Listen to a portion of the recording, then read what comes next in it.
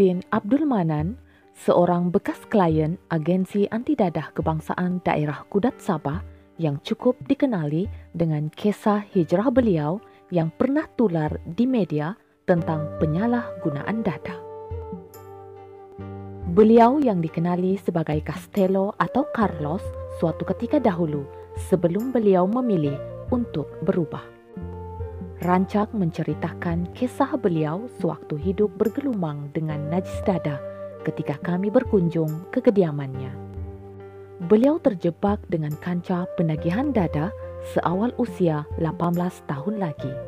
Pengaruh, kekayaan, keseronokan telah dilaluinya tanpa sedikit rasa bersalah atau takut.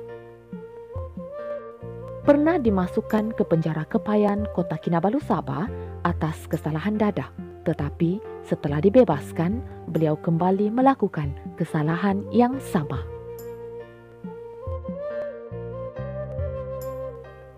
Kemudian Tahir akhirnya dimasukkan ke pusat Seranti Papar untuk menjalani rawatan dan pemulihan selama 2 tahun.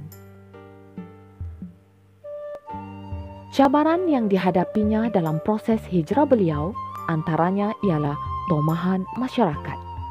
Tahir nekat untuk berubah, sungguh pun ada yang masih menghina dan memperlekehkan hijrahnya hanya kerana memilih untuk berubah di usia 40 tahun yang bagi mereka sudah terlambat. Bagi Tahir, pintu taubat tidak akan mengenal usia selagi ikhlas dan berharap suatu hari nanti kisahnya ini akan menjadi pengajaran kepada masyarakat. Siapa sangka dia yang dahulunya insan yang bergelumang dengan najis dadah ketika zaman jahiliahnya sehingga menerima julukan sebagai Castello atau Carlos kini menjadi tetamu program Bual Bicara sempena Hijrah 1439 yang disambut umat Islam seluruh dunia. Bual Bicara yang diadakan di perkarangan Masjid Bandaraya Kota Kinabalu jam 8 malam bertemakan Hijrah Castello ketika menceritakan kisah zaman jahiliahnya sebagai penagih gam dan syabu. Pengunjung ketawa kerana pelik dengan apa yang dilakukannya sepanjang menjadi penagih. Namun ada yang tidak percaya bagaimana perubahan yang dilakukannya.